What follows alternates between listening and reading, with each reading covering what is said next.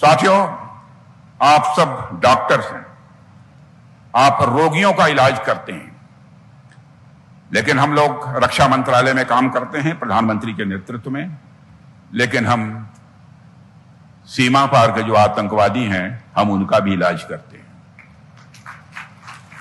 इस कार्यक्रम में आने की सहमत मैंने पिछले महीने जब दी थी, उसके बाद देश में एक ऐसी परिस्थिति बन गई कि मुझे लगा मेरा आना शायद इस कार्यक्रम में संभव नहीं हो पाएगा।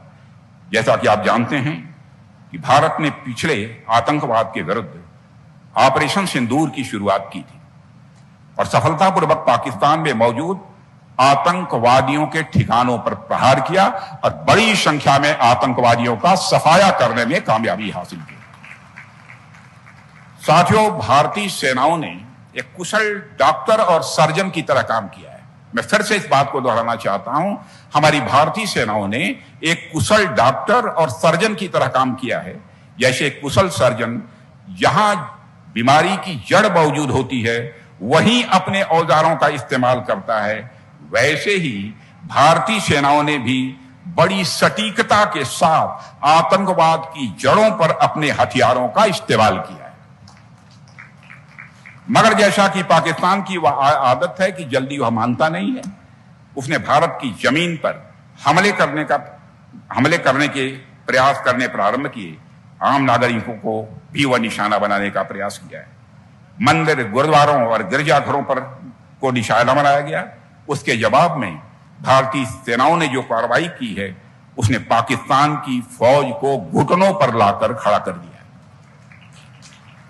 हमारी जवाबी कार्रवाई इस बात का जब हो रही थी, इस बात का पूरा ध्यान रखा गया कि पाकिस्तान के आतंकवादी ठिकानों पर ही प्रहार किया जाए, जहां सिविलियंस रहते हैं वहां पर किसी भी प्रकार का अटैक नहीं होना चाहिए।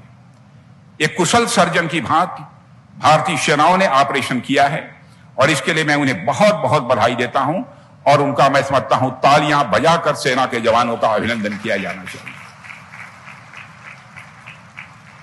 साथियों, यह आप सब ने महसूस किया होगा कि सैनिक और डॉक्टर दोनों के काम और प्रतिबद्धता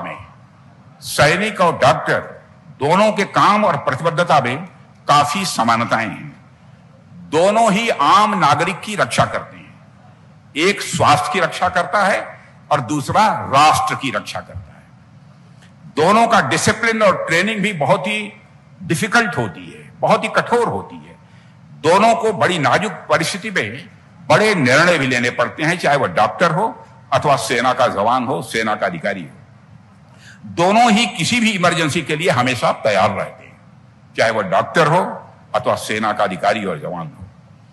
इस देश की जनता ने भी हाल में भारतीय सेनाओं के पराक्रम ऑपरेशन सिंदूर के दौरान देखा है, तो हमारे डॉक्टर्स और सर्जन्स का साहस और उनकी प्रतिबद्धता को पूरे देश ने कोविड महामारी के दौरान भी देखा है।